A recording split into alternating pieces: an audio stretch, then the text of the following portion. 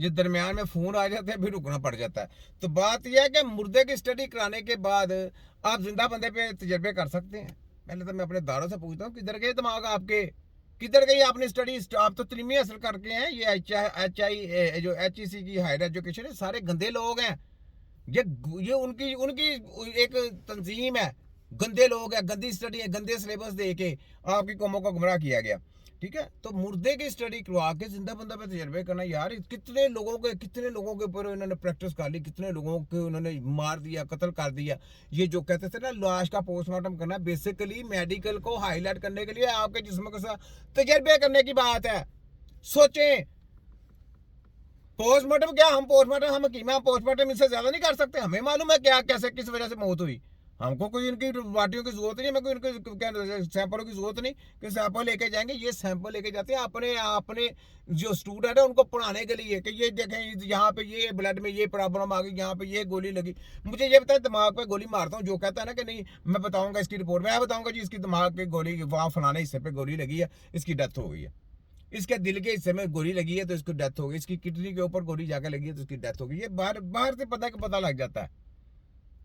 ठीक है, फायर लगा या छुरी लगी, क्योंकि लगा, कोई बंदे को पता लग जाता है। तो लाश का पोस्टमार्टम करना कैसे, सोचने की बात। सब ये गंदी स्टडी कौमों को गुमराह करने के लिए, शैतान की स्टडी करवाने के लिए ये शैतानी टोलों ने ये अपना रोजगार चलाया हुआ है। इसमें पंजाब है तो वफाक HEC वाले और हमदर्द कृषि वाले दलाल शामिल है, याद रखें।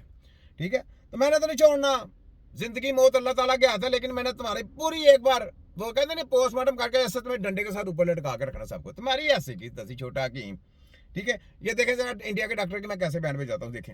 एक सवाल था आपसे कि सर पेन किलर ज्यादा खाने से क्या किडनी इतनी भी खराब हो सकती है कि किडनी काम ही करना बंद कर दे और यूरिन आना बंद हो जाए? बहुत अच्छा सवाल आपने किया अमित। हम एक केस डिस्कस करेंगे। यहाँ पे हम एक 76-77 वर्षीय महिला की बात कर रहे हैं जो 10 वर्षों से डायबिटिक हैं और लगभग 10-11 वर्षों से ब्लड प्रेशर की भी बीमारी है। क्योंकि लॉन्ग स्टैंडिंग डायबिटीज होती है, ब्लड प्रेशर होता है, तो थोड़ी सी किडनी में कमी आने लगती है। उसको कहा जाता है DKD, डायबिटिक किडनी डिजीज। क्यों ऐसा होता है? क्योंकि डायबिटीज अधिकतर लोगों की बहुत ही अच्छी कंट्रोल नहीं होती, उसमें उतार और चढ़ाव आता रहता है। दिन में कई घंटे बढ़िया कंट्रोल है, कभी थोड़ा सा चाय में चीनी पी ली, मीठा फल खा लिया, मिठाई खा लिया, आलू खा लिया, चावल खा लिया तो बढ़ गई। तो उसको कहा जाता है ग्लाइसेमिक वेरिएबिलिटी। अच्छा, कि अब हमें चाहिए कि मैं मिठाई भी खाता हूँ, आलू भी खाता हूँ, जो चीजें ये बंद करते, मेरी क्यों नहीं शुगर हाई होती? सोचने की बात, मेरी किडनी खराब क्यों नहीं होती? मेरे पेशेंटों की किडनी खराब क्यों नहीं होती? मेरे पेशेंटों के दिल की बीमारी क्यों नहीं होती? मेरे पेशेंटों को स्टोमक की प्रॉब्लम क्यों नहीं होती? मेरे पेशेंटों को लीवर की प्रॉब्लम क्यों नहीं होती? मेरे पेशेंटों को प्रोस्टेट की प्रॉब्लम क्यों नहीं होती? वजह यह क्योंकि मुझे उन्होंने अपने लिए तजवीज़ किया हुआ है कि जनाब हकीम साहब हम आपके ज़िम्मे में हैं, आपने हमारा इलाज मुआवजा करना है, तो ये आपका फ़र्ज़ है। मैं जब उनको देखता हूं तो उनको कभी कोई इस किस्म की प्रॉब्लम नहीं आती। और जब मेडिकल में कुछ आता है उसको प्रॉब्लम एक होती है, स्टोमक की होती है। स्टोमक की प्रॉब्लम को लेते लेते वो उसका लीवर भी खराब कर देते हैं। लीवर के प्रॉब्लम को तो छोड़ देंगे, वो कहां से कहां लेके जा सकते हैं। जब आप स्टोमक की प्रॉब्लम लेके गए खाली उसके पास, उसने लीवर भी खराब कर देना है, किडनी भी खराब कर देनी है, आपका दिल भी खराब कर देना है, और साथ में खून में तरह तरह के वायरस भी ला देने हैं। तो ये इनका हाल है, ये है माफिया के लोग। तो इनके पास इलाज की तरह इलाज मुआवजा करना तो बड़ी दूर की बात है, इलाज नहीं इससे हो सकता। ये जली माफिया है, जली किताबें पढ़ने वाले जली लोग हैं। ठीक है, आ जाए कि 80 से नीचे ना जाए, हमें चाहिए कि 150 से ऊपर ना जाए। पर कई बार 250 भी हो रही है, कई बार 300 भी हो रही है, कई बार कम होकर 40 भी हो रही है। तो जब बहुत कम या बहुत ज्यादा होती है तो किडनी पे नेगेटिव इफेक्ट आता है। अब आपने देखा कि अपने मुंह से कबूल कर रहे हैं कि जनाब हमारे पास लोग इलाज कराने के लिए जाते हैं, फिर भी ऊपर जाते हैं, कभी नीचे आ जाती है, कभी ऊपर। इलाज नहीं होता, उसका इलाज कोई नहीं है। बस ये कहते हैं जनाब ये देखिए अभी इतनी थी, अभी लेवल इतना आ गया, अभी इतनी थी, अभी ये केमिकल खाएं, ये केमिकल दवाइयाँ कहते हैं, दवाई का माना दवाई नहीं है, केमिकल ये खाएं, अपना तिया पांचा कराएं, केमिकल खाएं और तिया पांचा कराएं, बस तिया पांचा करते रहते हैं, आपका इलाज नहीं हो सकता। कैसा है? आ जाए जरा डॉक्टर साहब, ये लेक्चर दे रहा हूँ उनको और मैं लेक्चर इसको दे रहा हूँ। अब आप खुद सोचे, मैं तो मेडिकल की एक छोटी सी जरा बार भी नहीं कोई फॉलो करता, एक जरा बार भी फॉलो नहीं करता मेडिकल को। अब लेकिन ये मेडिकल के स्टूडेंटों को तालीम दे रहा है और मैं इसको लेक्चर दे रहा हूँ।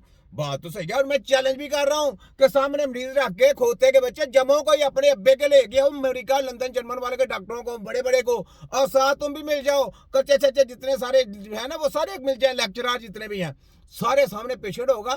पूरी दुनिया की डॉक्टरी देखिए उसको, हम सिर्फ 6 हकीम और इनकी पूरी डॉक्टरी। बात तो बनती है यार, कैसी बात है। यहाँ पे देखे, सोचें 6 हकीम पूरी दुनिया की डॉक्टरी, तो कौन गलत हुआ कौन सच हुआ साबित है।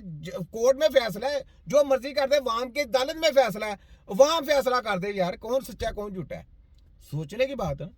तो ये बात है, ये जाली माफिया है, इनके पास इलाज को नहीं पाया, ये आ गया, वो आ गया, वो आ गया, ये आ गया, वो तो रिपोर्टें आ रही हैं। तो बंदे ने इलाज कराने के लिए आ रहा, खोते के बच्चों इलाज किसने करना है, इलाज हकीम करेगा। तुम्हारी ऐसी की तो ऐसी, तो हकीम हुआ ना फिर दादा साथ हुआ कि नहीं यार, तुम्हारी ऐसी की किडनी के सेल्स डैमेज होने लगते हैं, जिनको बॉमेंस कैप्सूल कहते हैं, और धीरे धीरे साल दर साल हमारा यूरिया क्रिएटिन बढ़ने लगता है। उस बीमारी को कहा जाता है क्रोनिक किडनी डिजीज। क्या कहते हैं? क्रोनिक किडनी अब आप देखें कि ये इंग्लिश में बाहर मार के उर्दू में सीधी बात करो ना, सीधी उर्दू में बात करो कि भाई उसके क्या मतलब कि यूरिन में प्रॉब्लम आ गई, उसके क्रिएटिनेट बढ़ गए, ठीक हो गया, सबको पता चले, जिसने नहीं इंग्लिश मारी उसको भी पता चले, सबको पता चले। उर्दू इसे इंग्लिश मारते क्यों? क्योंकि जनाब पता नहीं ये कौन सी लैंग्वेज इस्तेमाल कर रहा है, कौन सी बकवास कर रहा है। बेसिकली वो बता रहा है कि इसमें यार ये क्रिएटिनेट बढ़ गया, इसका यूरिया बढ़ गया। अब सोचने की बात है, बंदा सोचता है ये इंग्लिश में बात कर रहा है, पता नहीं क्या कर रहा है, वो कुछ भी नहीं, वो सिर्फ और सिर्फ बाहर की स्टडी करके, बाहर की लैंग्वेज इस्तेमाल करके आप लोगों को गुमराह कर रहा है। बस फर्क इतना है, अल्लाह ही नहीं कर रहा आपका, और आप लोग बेवकूफ़ बने हुए हैं।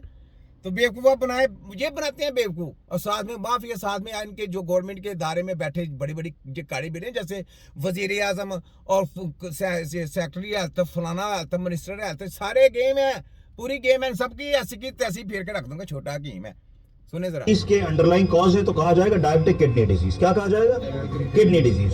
तो इस तरीके के पेशेंट्स में इस प्रेजेंटेशन में अगर हम देखें तो मरीज को रात 1:30 बजे पेट में दर्द की शुरुआत हुई 2-3 दिन पहले। बात आ गई, मैंने कहा पेट में दर्द हुई, अब यहाँ से कहाँ लेके जाता मरीज, देखिए आपने। जाड़ा लगा, जाड़ा दे के बुखार आया, चिल्स एंड राइगर्स के साथ, कमजोरी हो गई, कमजोरी इतनी हो गई कि लेटरिन बाथरूम तक जा पाना मुश्किल हो गया। फिर एक और